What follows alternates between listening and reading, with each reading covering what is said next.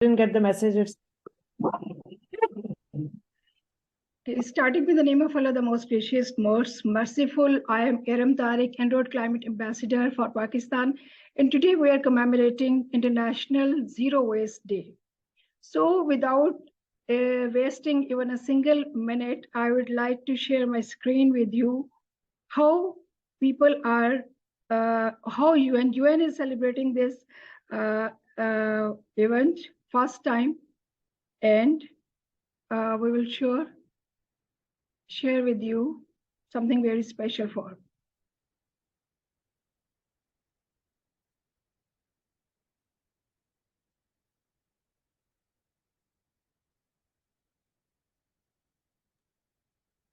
There's no audio.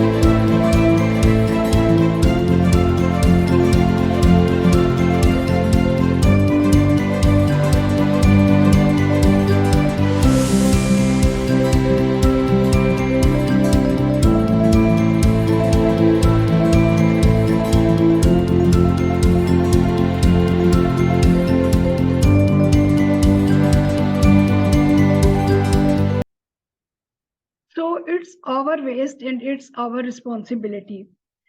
So थोड़ा सा problem हुई स्टार्ट में, हमें थोड़ी सी प्लीज ये जो है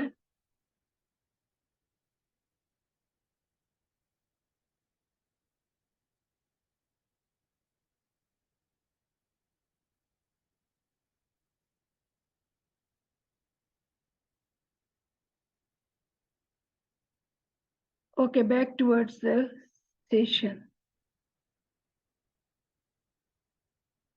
सो हमारे साथ अनुजा बालनी है, ठीक है, जो कि वेस्ट वॉरियर हैं और इनकी एक इनिशिएटिव है my waste my responsibility.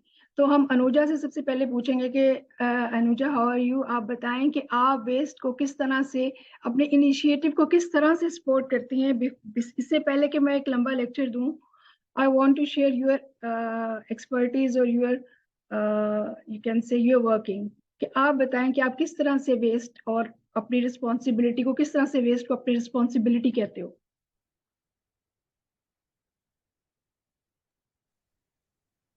Hello everyone. मैं जैसे कि इरम ने बताया कि मेरा एक ग्रुप है माय वेस्ट माय रिस्पॉन्सिबिलिटी, और हम सबको ये अवेयरनेस और एजुकेशन और training through workshops, social media या वन ऑन वन इंटरेक्शंस ये बताना चाहते हैं कि अगर आपने किसी भी तरीके का वेस्ट, लेट्स से हम उसे रिसोर्स अगर बोलेंगे तो बहुत लोगों को समझ में नहीं आएगा, लेकिन पहले मैं ये बताना चाहूंगी कि वो आता कहाँ से है. जब आप कोई सिंगल यूज प्लास्टिक का चिप्स का पैकेट लेते हैं या फिर दूध का पैकेट लेते हैं या कोई भी एक ऐसा प्रोडक्ट लेते हैं जो कि सिंगल यूज प्लास्टिक में बंधा हुआ है या रैप हुआ है, जब आप अपना प्रोडक्ट यूज कर लेते हैं तो जब वो प्लास्टिक बच जाता है, चाहे वो चॉकलेट का रैपर हो या कुरियर का पैकेट हो, तो उस सिंगल यूज को जिसको आप वापस से यूज नहीं कर सकते वो आपका वेस्ट बन जाता है। लेकिन किसी और रिसाइकलर के लिए या जो best out of waste products बनाते हैं, डिजाइन करते हैं, उन लोगों के लिए वो एक रिसोर्स, रॉ मटेरियल होता है। सो आम आदमी ये जानता नहीं है कि मैं उसको कैसे रीयूज करूं।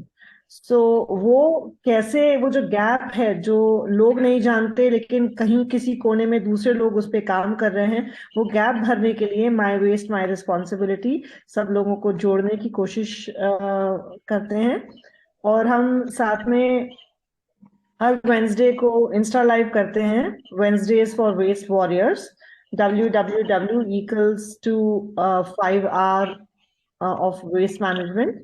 एंड उसमें हम किसी एक वेस्ट एक्सपर्ट को लाते हैं जो कि इस एरिया में काम कर रहे हैं, उन्होंने कुछ अपने इनोवेटिव आइडियाज से वेस्ट मैनेजमेंट में मदद की है। और फिर हम उनके साथ एक बिल्कुल ही बिना किसी पावर पॉइंट या प्रेजेंटेशन के इनफॉर्मल तरीके से 1 घंटे बात करते हैं, और वो अपनी स्टोरी बताते हैं, अपनी जर्नी बताते हैं, क्या क्या स्ट्रगल्स हुई, क्या सक्सेस हुई, क्या सीखा उन्होंने। और वो दूसरों को एनकरेज करते हैं कि आप इसे रेप्लिकेट कर सकते हैं अपने शहर में। My waste my responsibility started in January 2021, and हमारे पास 200 से ज्यादा मेंबर्स हैं जो सभी वेस्ट मैनेजमेंट में काम करते हैं किसी न किसी लेवल पर, और they are from about 25 to 30 cities across India. So that's a little brief about my waste, my responsibility. Thank you Anuja, thanks a lot. और अब जो है वो मैं, क्योंकि अभी हमारी थोड़ा सा डिस्टरबेंस हो गई, और जो हमारी हमारी जिसे कहना चाहिए प्रेसिडेंट हैं और वुमेन चैम्बर ऑफ कॉमर्स की जो रूह रवां खवातीन हैं, ठीक है, वो जैसे जैसे हमें ज्वाइन करेंगी वैसे वैसे हम उनके साथ जो है वो इंटरेक्ट करेंगे। लेकिन इससे पहले being because I am climate ambassador, enrolled climate ambassador, so आज का दिन जो है इंटरनेशनल जीरो वेस्ट है। हम किस तरह से उसको समझ सकते हैं और हम किस तरह से उसको फर्दर जो है, जो काम बहुत सारी दुनिया में और हमारे पड़ोसी मुल्क में, इंडिया में अनुजा इतने जबरदस्त तरीके से कर रही हैं, ठीक है, हम किस तरह से उस काम में अपना पार्टिसिपेशन जो है वो दे सकते हैं, और हम किस तरह से पाकिस्तानी वुमेन्स किस तरह से बेसिकली आज इस सेशन का पर्पस ये है कि हम एक नया जो है वो थिंकिंग का डोर ओपन करें, ताकि हम पाकिस्तानी वुमेन्स जो हैं वो वो भी जिसे कहना चाहिए इसको आप कह सकें कि इसके बारे में सोच सकें, ठीक है। इसका टॉपिक यही था कि rethink, reshape, reimagine and reshape. So I am going to share my screen. So अब आपको थोड़ा सा 10-15 मिनट का मेरा लेक्चर सुनना पड़ेगा, और आफ्टर डेट जो है वो हम सब लोग डिस्कस करेंगे कि हमने इस सेशन से क्या सीखा, ठीक है। ये जो हम कमेमोरेट करते हैं या जो हम दिन मनाते हैं, इन दिनों को मनाने का क्या फायदा होता है, ठीक है। तो हम इसको जो है वो I am going to share my screen. Okay, here it is.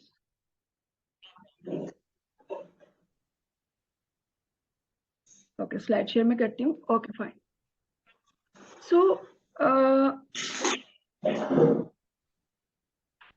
okay, so today is International Zero Waste Day, and I am enrolled climate ambassador, as I told you. And being a climate ambassador, कुछ responsibility होती है हमारी कि हम क्या करें, लोगों को वो नॉलेज दें जो नॉलेज हमारे तक शेयर किया गया है, राइट।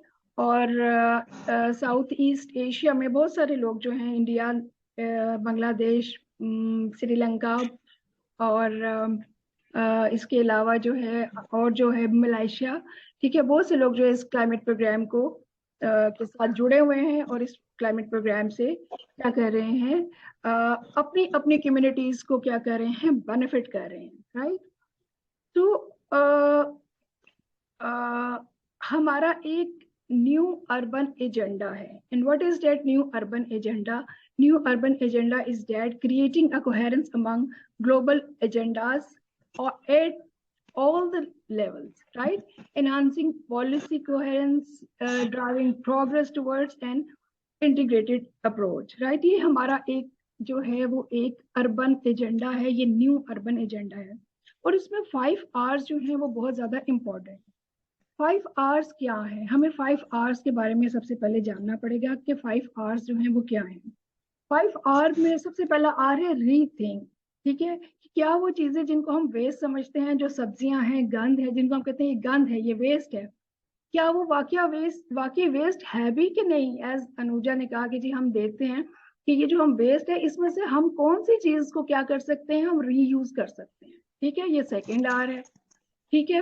वो फर्स्ट आर था, ये सेकंड आर है, और थर्ड आर है रिड्यूस, ठीक है। कि हमने कौन सी चीजें ऐसी हैं जिनको हमने हमें चाहिए भी कि नहीं चाहिए, ठीक है। वो कौन सी ऐसी चीजें हैं। फिर हम रिसाइकलिंग की तरफ आते हैं कि हमने कौन सी चीजों को रिसाइकल करना है, और रिसाइकल करने के बाद जो है हम कुछ ऐसी चीजें हैं जिनको हम रिफ्यूज करते हैं, जिस तरह से प्लास्टिक कप्स हैं, जिस तरह से सिंगल यूज प्लास्टिक के बारे में बहुत ज्यादा वर्किंग हो रही है, लेकिन सिंगल यूज प्लास्टिक के बारे में अवेयरनेस कब आएगी, जब हमें पता चलेगा कि सिंगल यूज प्लास्टिक जो है वो क्या होता है, ठीक है। एक्सक्यूज मी, ये म्यूट कर लें, जहाँ से साउंड आ रही है वो अपना म्यूट कर लें, ठीक है।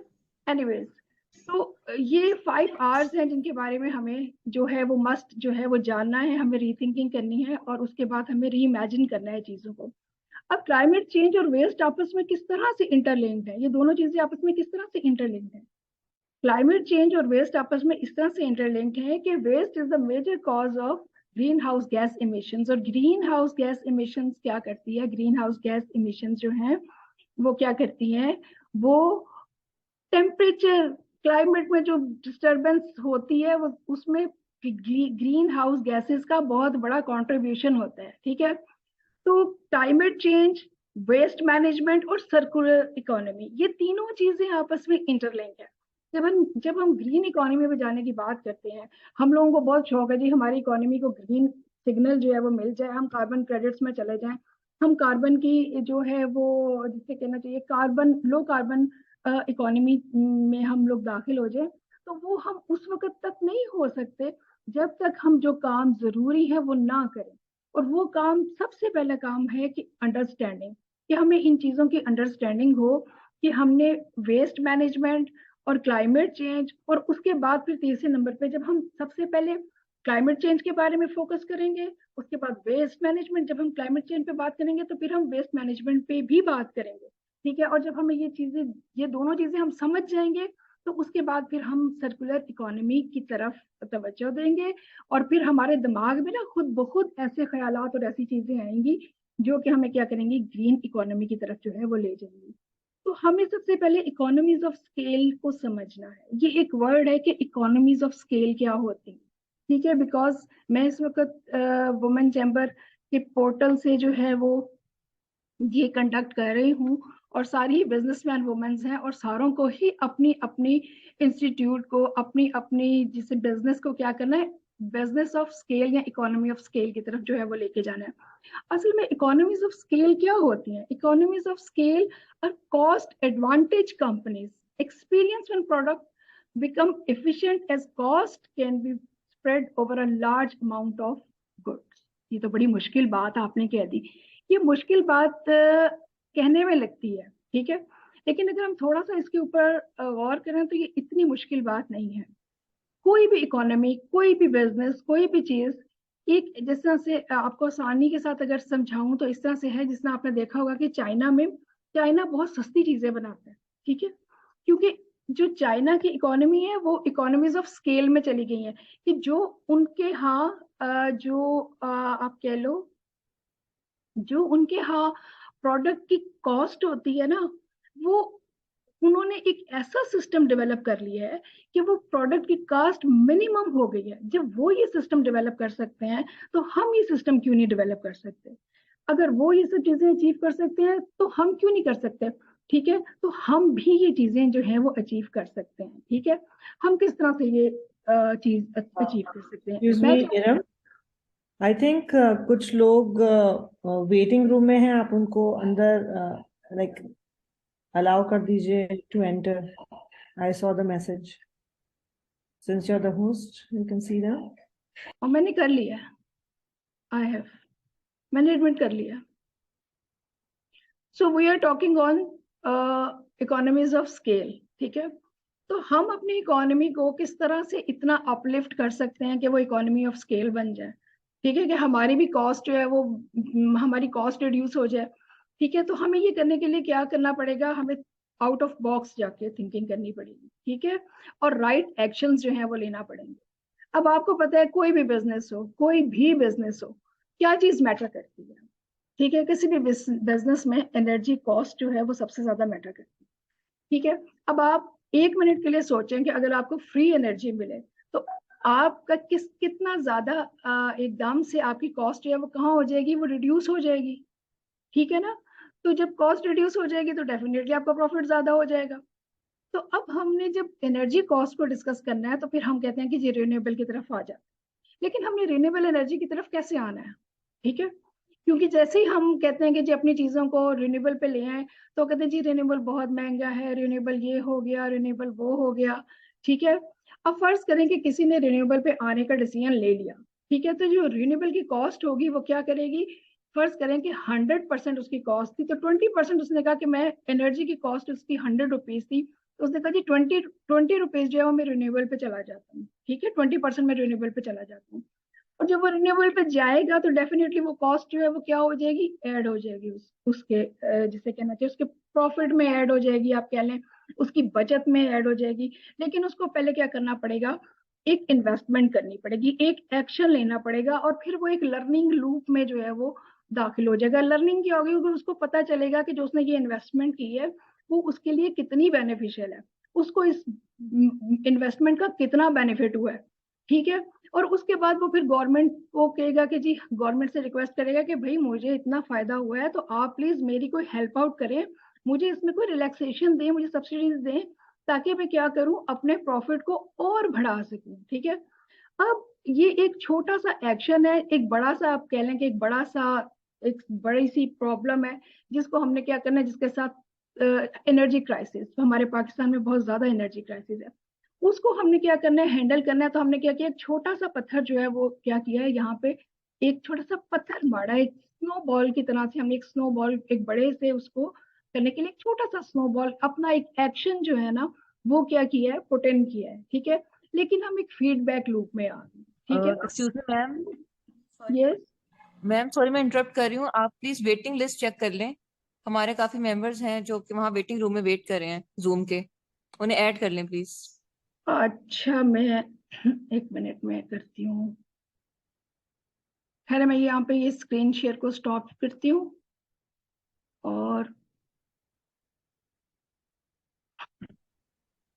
यार वो कौन से लिंक से इन हुए हुए हैं, क्योंकि आपको इधर सिर्फ आपको सिर्फ पार्टिसिपेंट में जाना है और वहां पे आपको वेटिंग रूम में दिख जाएंगे।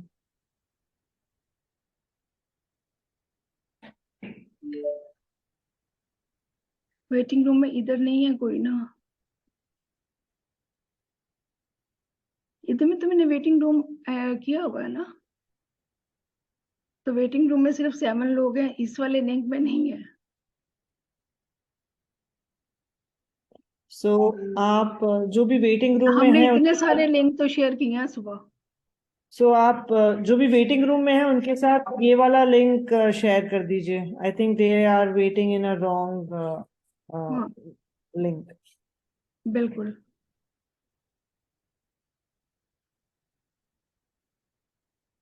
वो किसी और लिंक में वेट कर रहे हैं। ये खुद किधर चली गई हैं, जैनब ये वाला लिंक शेयर करें।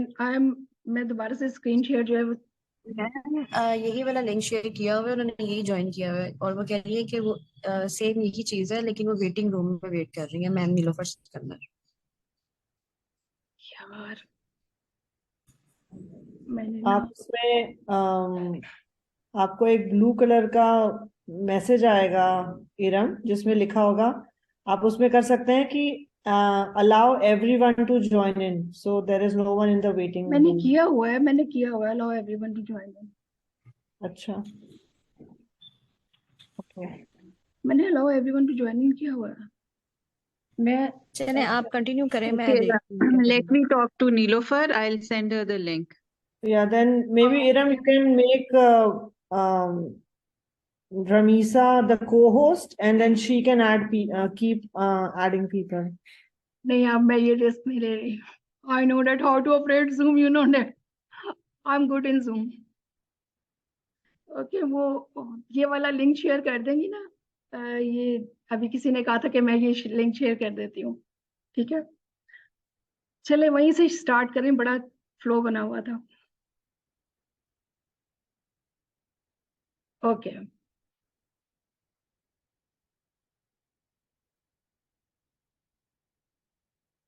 वो यहाँ पे ना ऑटोमेटिकली शो हो जाता है मुझे जो आता है, मैंने वो फिर मैं कर लेती हूँ उसको.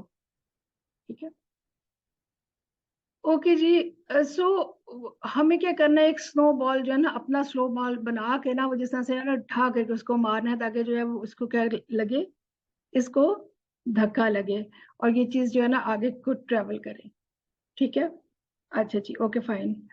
सो this is very difficult phenomena जो मैंने अभी आपको समझाया. एक आम खातून जो बिजनेस कर रही है वो कहेगी बाजी मुझे तो समझ नहीं आई, I can't understand what you are saying.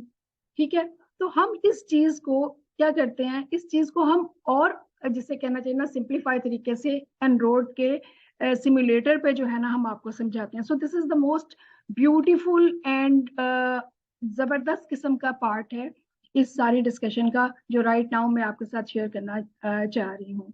ठीक है, जो अब हम थोड़ी देर में जो डिस्कशन हम अब करेंगे वो मोस्ट ब्यूटीफुल पार्ट है, क्योंकि उसमें आपको बहुत अच्छे तरीके से समझ आएगा कि किस तरह से ये वेस्ट, ये सर्कुलर इकोनॉमी, ये कार्बन क्रेडिट्स, ये क्या चीज है, और किस तरह से अगर सारी दुनिया में 5 आवर्स पे वर्किंग हो रही है तो हमने भी 5 आवर्स पे वर्किंग करनी है.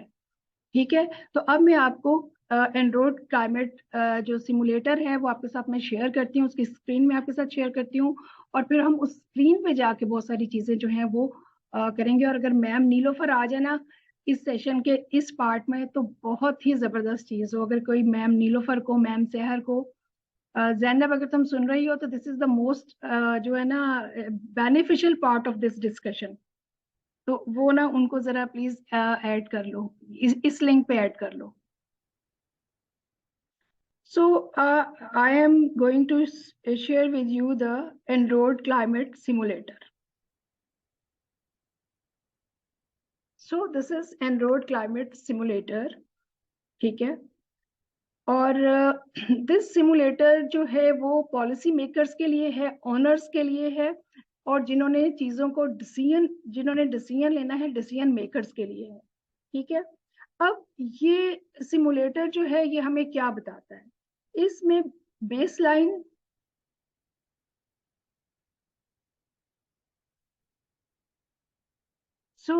हाँ, ये सिमुलेटर जो है ये सिमुलेटर जो है ना इसमें बेसलाइन सिनेरियोज हैं.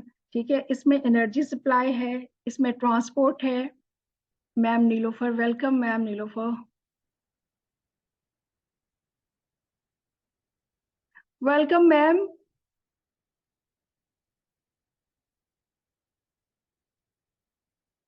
Ma'am Nilofer, are you hearing me? Ma'am Nilofer is our Senior Vice President of Lahore Chamber of Commerce, and now she joined us. Hello.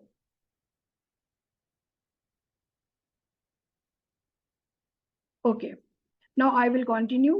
अब जो है ना, hello. Okay, fine. I am En-ROAD Climate Simulator, and I am En-ROAD Climate Ambassador, and this is En-ROAD Climate Simulator. Climate interactive एक NGO है जिसने MIT sustainability salon के साथ मिलके ये सिमुलेटर जो है ये डेवलप किया है. ये सिमुलेटर जो है ये इसमें कुछ बेसलाइन सिनेरियोज हैं, जिस तरह से ये एनर्जी सप्लाई है, ये ट्रांसपोर्ट है, ये लैंड एंड इंडस्ट्री है, ये कार्बन रिमूवल है, बिल्डिंग एंड इंडस्ट्री है, ग्रोथ है, और इसके साथ साथ न्यूक्लियर है, और इसमें कुछ बेसलाइन सिनेरियोज हैं. इन बेसलाइन सिनेरियोज के साथ साथ इसमें ग्राफ्स हैं. इन ग्राफ्स में बहुत सारा डाटा है, और ये डाटा क्या करता है, क्योंकि हमारे क्लाइमेट में जो टेम्परेचर अगर ये 2000 से जो क्लाइमेट का जो टेम्परेचर है वो बिल्कुल बगैर सोचे समझे बढ़े ही जा रहा है।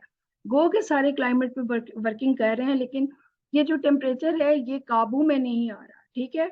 और अगर ये ऐसे ही बढ़ता रहा तो फिर +3.6 डिग्री पे यहाँ तक इस सदी के आखिर तक, जब ये सदी खत्म होगी तो टेम्परेचर जो है वो 3.6 डिग्री तक पहुंच जाएगा, ठीक है। सो हमने क्लाइमेट चेंज, हम वो जनरेशन है जो क्लाइमेट चेंज को ऑब्जर्व कर रहे हैं, और राइट नाउ हम इस चीज को बहुत अच्छे तरीके से ऑब्जर्व कर रहे हैं। पिछले 1-2 हफ्तों में हमने इस चीज को बड़े अच्छे तरीके से ऑब्जर्व किया। अब जो वेस्ट मैनेजमेंट का और इकोनॉमी का और इस क्लाइमेट का आपस में ताल्लुक क्या है, ठीक है, वो ताल्लुक डिस्कस करने के लिए आज हम यहाँ पे बैठे हुए हैं, ठीक है। अब मैं अपने सिमुलेटर के यहाँ पे ग्राफ्स में जाऊंगी, ठीक है। ये बहुत एक अच्छी वर्किंग है और इसमें बहुत सारा डाटा है, ठीक है। तो यहाँ पे क्योंकि हम कॉस्ट पे बात कर रहे हैं तो मैं यहाँ पे फाइनेंशियल्स में आऊंगी, और जब फाइनेंशियल्स में आके मैं यहाँ पे marginal cost of electricity production by sources, इसको मैं क्लिक करती हूँ तो मेरे पास ये जितने भी सोर्सेज हैं, ये ब्लैक कलर में जो है, ये इसको मैं इस व्यू को अगर मैं थोड़ा सा लार्जर कर लूं, ठीक है, तो ये देखें यहाँ पे जो ये ब्लैक लाइन है ये कोल को शो कर रही है, ये ऑयल को ऑरेंज लाइन शो कर रही है। इसी तरह गैस है, विंड है, हाइड्रो है, बायो एनर्जी है, न्यूक्लियर है और न्यू जीरो है, राइट। ये सारे के सारे क्या है, ये सारे इलेक्ट्रिसिटी। हम बात करें ना कि अगर हमें इलेक्ट्रिसिटी फ्री मिलनी शुरू हो जाए तो हमारी तो फौरन ही जो हमारी प्रॉफिटेबिलिटी है वो एकदम से ज्यादा बढ़ जाएगी, ठीक है। तो हम इसको करते हैं कि हमने क्या किया, marginal cost of electricity production जो है वो हमने यहाँ पे हम ले आए। अब हमने एक्शन, हमारा क्या एक्शन होगा, हम कह रहे हैं कि हम रिन्यूएबल एनर्जी जो है हम रिन्यूएबल ऐड कर दें, ठीक है।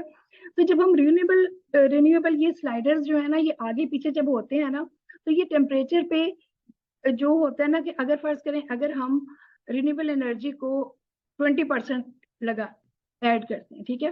तो हम जब ये यहाँ पे था तो ये देखिए ये ग्रीन कलर का ग्राफ जो था ये यहाँ पे था, और जब हमने क्या किया, जब ये आगे किया तो क्या हुआ, रिन्यूएबल एनर्जी की जो थी प्रोडक्शन, जब हम इलेक्ट्रिसिटी कॉस्ट की जो थी कॉस्ट, वो क्या होगी, रिन्यूएबल की कॉस्ट क्या होगी, वो डिक्रीज होगी।